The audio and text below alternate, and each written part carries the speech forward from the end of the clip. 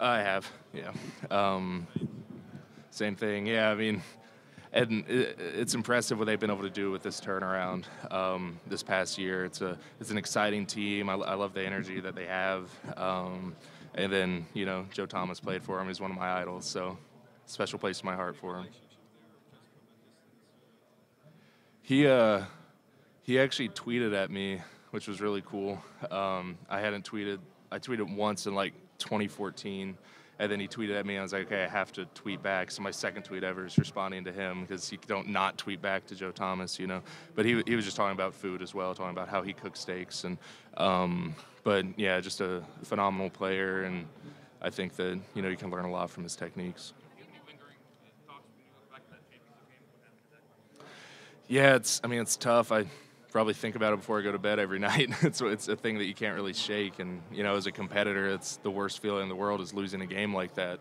I think when you really look at the game from an objective standpoint and take all the emotions out of it and anything other than just cold execution, we just didn't finish in the red zone. I think going into the fourth quarter, we had as many yards as they did on offense, but we had less than half the points to show for it. When it got down to the red zone, we weren't scoring touchdowns, we weren't executing the plays the right way, and I think that's on us as an offense. Not going to point fingers at anyone. I think just as a whole, we just didn't execute the way that we needed to in the red zone to beat a really great Clemson team that came out to play. So props to them. It hurts, but I think it really just boils down to that execution in the red zone.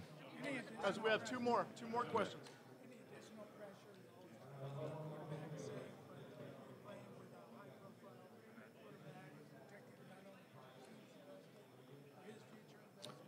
Yeah, I think so, and that's the way it is. I think that definitely more high profile guys in the NFL, veterans with tenured careers, and then coming in as a rookie to protect them. I think that there is an additional amount of pressure, but I don't think that you can really focus on that as the play goes. You know what I mean? It's like if you're driving, worried about crashing, you're not going to be focusing on the road as well.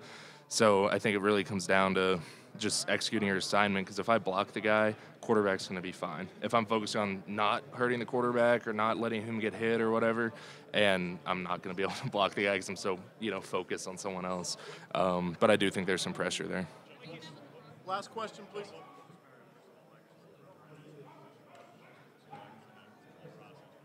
He's a great guy, great recruiter.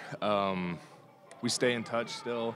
He knows his stuff. He'll text me and send me film of something I did that was good or bad, and give me some tips on it, or congratulate me if I had some award or something like that. So stay in touch with him. And he's doing great things at Oregon. Aside from Alabama and SEC teams, I'm an Oregon fan. Just for him, and I'm excited to see what they do this year.